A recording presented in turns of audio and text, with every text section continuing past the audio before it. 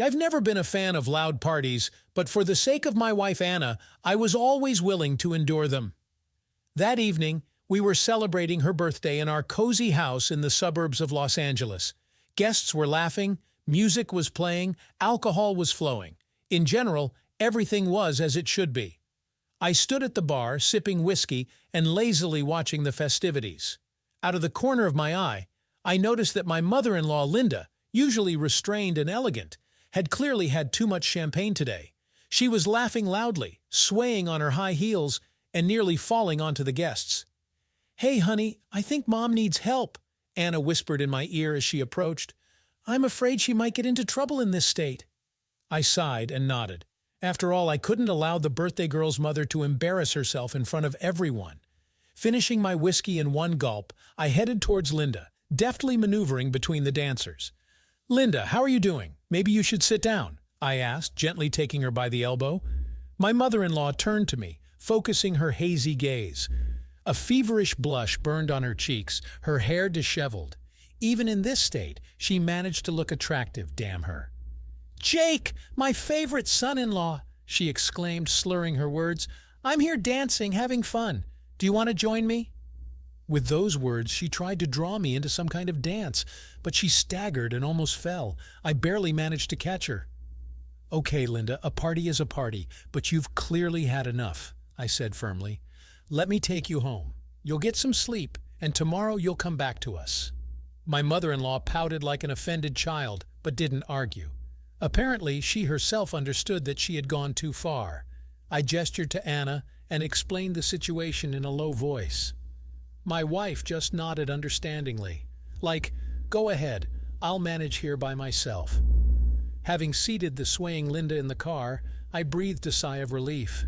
After all, I adored my mother-in-law, but sometimes she could be a real pain in the ass, especially when tipsy. By the way, don't forget about the rules on the road and never get behind the wheel while intoxicated. This is very important. Don't do that. So what was I talking about? Oh yes. Fortunately, the drive was short. Linda's house was only a couple of blocks away. But even those 10 minutes on the road were not easy for us. My mother-in-law kept trying to either sing or start a heart-to-heart conversation. I had to pull her back and make sure she didn't fall out of the car. "Jake, do you know that you're the best husband for my daughter?" Linda suddenly said when we stopped at a traffic light. "Seriously, I'm so glad she chose you." I involuntarily smiled, flattered. Despite all of my mother-in-law's quirks, her approval always meant a lot to me. "Thank you, Linda. I love Anna very much too, and I'm happy with her," I answered sincerely. "And I love you very much too, you know." I know," she giggled, lightly patting me on the knee. "You're a real sweetheart. Now my ex, Anna's father, was a real jerk, but you're like a prince on a white horse." Linda suddenly fell silent and became sad, lost in memories. I didn't disturb her. I knew the divorce had been hard on her, even though it had been many years. The rest of the way passed in silence. Linda dozed off, her head dropping onto my shoulder. Her hair smelled of champagne and expensive perfume, a heady, exciting scent. I suddenly caught myself thinking that I had never been so physically close to my mother-in-law before, and that I might even like it. Shaking my head, I pushed away the unbidden thoughts. "Come on, Jake, get a grip. You're driving your drunk wife's mother home. How can you have any ambiguous desires? It's all just the alcohol and fatigue, nothing more." Finally, we arrived at Linda's house. I turned off the engine and gently shook my mother-in-law by the shoulder. "Linda, wake up. We're here. Time to get out." She moaned weakly and tried to say something, but I could only make out an incoherent mumble. There was nothing to be done. I practically had to drag her to the door. Having opened the lock with her keys, I led the half-asleep Linda into the house. My head was already imagining rosy pictures. Now I'll put her to bed, and I'll go back to the guests, whiskey and dancing. The evening will stop being languid. Oh, if only I knew how wrong I was. Having somehow dragged my mother-in-law to the bedroom, I gently laid her on the bed. She immediately sprawled out on the silk sheets, sighing blissfully. After admiring her serene face, I turned to the door. It was time to leave. "Jake, wait!" Suddenly came a quiet but insistent voice from behind me. I froze. My stomach sank unpleasantly with a bad feeling. Slowly turning around, I saw that Linda had propped herself up on her elbows and was looking at me with some kind of unfamiliar glint in her eyes. "Yes, Linda? Do you need something?" I asked cautiously, involuntarily taking a step back. "I need you, Jake. Very much," she cooed, beckoning me with her finger. "Come here. Don't be afraid." Her voice took on intonations that I had never heard before, low, sensual, with a slight huskiness. My mouth suddenly went dry and my heart started pounding like crazy. "Linda, you're drunk. Let's just have you rest and we'll talk tomorrow." I made a last-ditch attempt to appeal to reason. But my mother-in-law seemed to be out of it. In one fluid motion, she rose from the bed and, staggering, moved towards me. Mischievous sparks danced in her eyes, her lips curved in a predatory smile. "To hell with tomorrow, Jake. I want you here and now," she whispered, wrapping her arms around my neck. "Don't you want it yourself?" Her closeness, the heat of her flushed body made my head spin. All good intentions evaporated like smoke. Through the alcoholic haze in my mind, only one thought pulsed. What the hell am I doing? But even that soon drowned in the maelstrom of intoxication. "Linda, we shouldn't. It's wrong," I stammered, in one last pitiful attempt at resistance. "Shh," she pressed a finger to my lips. "Just kiss me, Jake. I promise you'll like it." And I gave in. Cupping her face in my hands, I hungrily pressed into her soft, pliable lips. Linda moaned, pressing herself against me with her whole body. Her fingers frantically roamed over my back, tangled in my hair. The rest I remember in snatches, flashes, clothes flying around the room, scorching touches, faltering whispers, the creak of the bed, the rustle of sheets, and the burning, tingling feeling of euphoria that flooded every cell of my body. That night, Linda and I made love so selflessly and passionately, as if for the last time. I think we even screamed. Fortunately, there was no one in the house. Reality ceased to exist. Time stopped. There were only the two of us, intertwined in one trembling knot of pleasure. Only as I was falling asleep at dawn, through the sweet languor, did I manage to think, "Lord, what have I done? What will happen now?" But sleep overcame me before I could find an answer. I woke up to the sun persistently shining in my face. With difficulty opening my eyes, I didn't immediately understand where I was. An unfamiliar room, an unfamiliar bed, what the... And then I saw the naked Linda next to me, and the events of last night came crashing down on me like an icy avalanche. Memories flashed in my head like frames from some crazy movie. Here I am kissing my mother-in-law. Here we are tearing each other's clothes off in ecstasy. Here she is moaning under me, scratching my back with her nails. God, was that not a dream? Did I really sleep with my wife's mother? I groaned and clutched my head. My temples were throbbing. My mouth was as dry as a desert. Not a hangover, not now. I needed to think everything over with a clear head as soon as possible. Linda stirred beside me and sighed softly. It seemed she was starting to wake up too. Damn, damn, damn. Now she'll come to. And what will I say to her? How will I look her in the eye? "Good morning," a quiet voice suddenly said. I froze, afraid to move, slowly turned my head. Linda was lying on her side, propping her cheek with her hand and examining me closely. To my surprise, her gaze was clear and not at all sleepy. "Linda, listen, what happened last night?" I began, frantically searching for words. "We shouldn't have... It's wrong. Wrong, but so sweet," she interrupted, smiling slyly. "Isn't it?" I felt myself blushing. From her piercing gaze, from the purring intonations in her voice, a traitorous heat was igniting in my belly again. With an effort of will, I forced myself to look away. "No, Linda. Yes, it was good. Very good," I said firmly. "But it won't happen again. We have to stop before it's too late." My determination seemed to amuse my mother-in-law. She laughed softly and lightly ran her nails over my chest. I nearly choked on the sharp, penetrating desire. "It's too late, Jake. Too late," she whispered, bringing her lips to my ear. "We've already crossed the line, and I want more." With those words, Linda slid her hand under the sheet and covered my groin with her palm. It was like a lightning bolt went through me. My ears started ringing. My mind was screaming that I had to break out of these nets, to run away as fast as I could, but my body was betraying me, responding to her caress. "Say you don't want me, Jake. Lie that you didn't like it," Linda purred, her hand sliding higher and higher. "Come on, say it to my face." I squeezed my eyes shut and clenched my teeth, clinging with the last of my strength to my slipping sanity. No, I couldn't give in. I couldn't betray Anna, even if I really wanted to. "Linda, stop! We can't!" I croaked, grabbing her wrist and pushing her hand away. "I love your daughter, and I won't betray her no matter what it costs me." Something faltered in my mother-in-law's face. The mischievous glint in her eyes faded, suddenly replaced by infinite fatigue. She sighed and pulled away, pulling the blanket up to her chin. "You're right, Jake. I'm sorry," she said quietly, looking away. "I don't know what came over me. I guess last night it turned my head, made me forget about everything." I couldn't find anything to say. I just nodded, happy that the madness had receded. For how long? Would Linda want to repeat what happened? I didn't know that. "Let's just forget about this, okay?" I suggested, getting out of bed and starting to get dressed in a hurry. "Let's pretend nothing happened, for the sake of Anna and our relationship." "Yes, of course," Linda echoed, wrapping herself in the blanket. "You go, Jake. I'll freshen up and come to your place later. I hope my absence won't raise unnecessary questions." I assured her that I would take care of everything. "I'll come up with some story for my wife about why her mother stayed home. We can't let Anna suspect something is wrong. It would break her heart." Hastily saying goodbye, I practically ran out of the bedroom, away from this house that holds traces of my fall from grace, away from the woman who so easily shattered my virtue.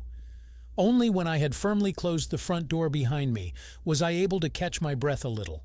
My temples were pulsing, my body aching with a viscous, tart languor. The traces of Linda's touches seemed to be imprinted on my skin forever. God, what do I do now? How do I go on living carrying this secret inside me? How do I look Anna in the eye every day, knowing that I betrayed her with her own mother? I had no answers, only remorse and guilt as sharp as a razor blade, and a deep, dreary certainty. I won't be able to just forget. Such things are not forgotten. They haunt you until the end of your days. Returning home, I found a veritable mess there. Dirty glasses, leftovers, suspicious-looking puddles of various colors were everywhere. Anna, pale and disheveled, was trying to somehow bring the house back to order. "Oh, Jake, you're back! Where have you been for so long?" she rejoiced, noticing me at the doorway. "Sorry about the mess. The guests overdid it a bit yesterday. How's Mom? Did you drive her home?" My heart sank into my heels. For a moment it seemed to me that all my guilt, all my sin was written on my face. One more moment, and Anna will guess everything. But my wife was looking at me calmly and clearly, without the slightest suspicion. It couldn't even occur to her in a terrible dream what I had been up to at night. That thought made me feel even worse. Yes, I took her, put her to bed, and I myself decided to sit on the couch for a bit and dozed off, I answered, carefully avoiding her gaze. "She seems to be fine. She was a little out of it yesterday." "A little out of it?" Yeah, a great euphemism. As if I myself was a paragon of adequacy yesterday. Anna sighed and waved her hand. "It's okay. It happens to everyone. Mom rarely drinks at all, so she went overboard at the party. Thank you for taking care of her, honey." She kissed me on the cheek, and I barely restrained myself from flinching. The touch of beloved lips suddenly felt searing, almost painful, as if my betrayal had been etched onto my skin like an indelible brand. All day I was in agony, unable to find a place for myself. Even ordinary household chores couldn't distract me from thoughts of what happened. The pictures of last night kept flashing before my eyes, making me blush and clench my fists helplessly. How could I? How could I succumb to temptation, betray the person I hold most dear? After all, I love Anna. We have a wonderful family. Why, oh why did I have to go and ruin everything? Towards evening, Linda showed up. Fresh, fragrant, shining like a polished penny. Not a trace of a hangover or embarrassment. She was the picture of amiability and friendliness. "Anna, sweetie, I'm sorry I ran off like that yesterday. I guess I wasn't feeling well. The cocktails must have been too much," my mother-in-law chirped, kissing her daughter. "It's a good thing Jake drove me home, a real knight in shining armor." She gave me a smile that made something lurch in my stomach, playful and full of promise. Did she know how this look turned my soul inside out? How it reminded me of the forbidden, the impermissible? I tried not to think about it. I pushed away any thoughts of Linda and what happened between us. During the day, I immersed myself in work, in the evening, in family matters and conversations. But at night, As soon as I closed my eyes, it all came rushing back. Hot embraces, faltering whispers, the sweet languor of entangled bodies. Moans and sobs, shouts and cries, the velvet of her skin under my fingers, the heady, intoxicating scent. I would wake up in a cold sweat and lie there for a long time, stupidly staring at the ceiling. My groin ached, my chest bursting with a complex mixture of shame, lust, and guilt. Next to me, Anna slept peacefully. Beautiful, dear, familiar, tenderly snuggling up in her sleep, trustingly embracing me. And that contrast made me want to howl at the top of my lungs. Why am I such a weakling? Why can't I let go, wall myself off, forget my damn mother-in-law? She's twice my age, and anyway, she's my wife's mother. I crumpled the sheets and quietly gritted my teeth. It's okay, I'll manage. I have to manage. After all, time heals, right? Someday these ill-fated memories will fade, stop tormenting my soul so much. But I myself didn't really believe it. The image of the beautiful, sinful Linda had sunk too deep into my heart. The pull towards the one with whom I was connected by the forbidden was too strong. But outwardly, I diligently maintained the illusion of well-being. I was a loving husband, a diligent worker, the life of the party for friends. No one could even imagine that I was hiding a terrible secret. Only sometimes I would catch Anna's piercing glances, as if she was trying to suspect me of something. But those moments quickly passed, replaced by the usual trust and warmth. So we lived, outwardly the perfect family, a loving husband and wife. But deep down lurked my sin, my crime, hidden, buried, but alive. No matter how much I denied it, it had become a part of me. More than a year passed. A normal person would probably have managed to forget and let go 100 times over, to accept what happened as an unfortunate mistake and move on. But I, apparently, was not normal, because as soon as Linda was near me, it all started anew. Stolen glances, accidental touches, ambiguous phrases. I was going crazy, balancing on the edge. A couple of times we almost lost it. Finding ourselves alone in a secluded corner, we would start kissing like teenagers, greedily, frantically, roaming our hands over each other's bodies, gasping with desire. And only by a miracle did we not go further, stopping in time, frightened by our own audacity. After that, I swore to myself that it would not happen again, that we needed to stop these dangerous games before they went too far. Linda also repented, promising to never provoke me again, but as soon as some time passed, it all started again. As if we were drawn to each other with irresistible force, forcing us to cross the line of what was allowed again and again. So it was on that fateful day when we were almost caught. At a family dinner, Linda and I got carried away with flirting, forgetting about caution. We thought no one saw how we touched knees under the table, how we caressed each other with our eyes. But then Anna suddenly frowned and asked point blank, "So what are you doing here? Are you having an affair behind my back?" Linda and I froze, paralyzed with horror. Has it all been revealed? The end of a happy family life? A scandal? A divorce? But Anna suddenly laughed loudly, pleased with the effect she had produced. "I'm just kidding, just kidding. You two have been so cute whispering secrets all evening. It's nice that my mom and my husband get along so well." Her words made me want to fall through the ground. "If only you knew, darling, how your mom and I get along, I'm afraid you wouldn't be so happy." After that incident, I finally realized I had to quit. A little longer, and it would be too late. Our soap bubble of secrecy would burst, hurting too many. The next time I was alone with Linda, I resolutely said, "Listen, this can't go on. We're walking on the edge of a knife, risking losing everything. We need to stop what's happening between us, for the sake of our family." She looked at me for a long time with an unreadable gaze, and then she smiled sadly and nodded. "You're right, Jake. We got carried away. It's time to stop before our loved ones get hurt." "And what now?" I asked, feeling both relief and a strange longing. "What should we do?" "We need to distance ourselves from each other, at least for a while," Linda decided. "I'll find a reason to come to your place less often, and you try during this time to kill in yourself what I feel for you." Kill the love within yourself, that's what she meant. And I knew it's practically impossible, even if you try very hard. But there was no choice. We agreed to do just that, for the sake of our family's peace of mind, for the sake of our own mental balance.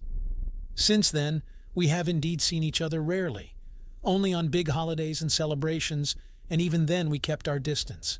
Politely, coolly, without a single hint of the former passion. Anna attributed the cooling of my relationship with Linda to the natural course of things. Like, we got used to each other. We played enough at being best friends. The last thing I wanted was to dissuade her. Life flowed into a new channel, gray, monotonous, devoid of former colors. I diligently played the role of an exemplary family man, a good worker, a faithful friend.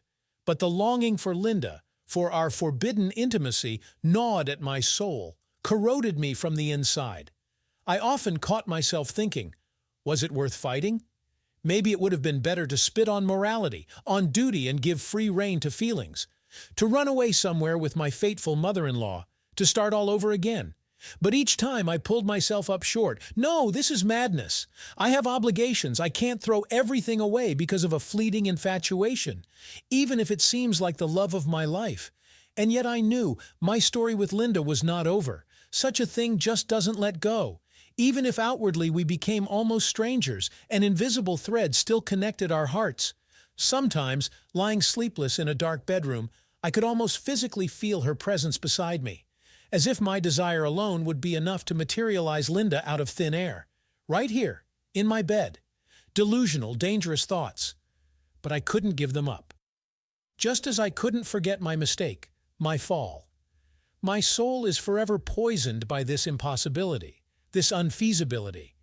And I know she remembers too. By rare, accidental glances, by sparse, meaningless phrases. Time has no power over the memory of the heart. I suppose that's how we will live on, keeping our secret, overcoming temptation, until death, until our last breath. Someday, perhaps, I will go mad from this torment, and then I will either pounce on Linda right at the family table or confess everything to Anna. For now, I remain silent and endure, putting on a mask of decency, locking up my passions, and only sometimes looking at the starry sky, I quietly whisper, I love you, Linda, despite everything, no matter what. I know that there, in her lonely house, she's doing the same. After all, we have one secret for two, one unquenchable thirst that can never be quenched.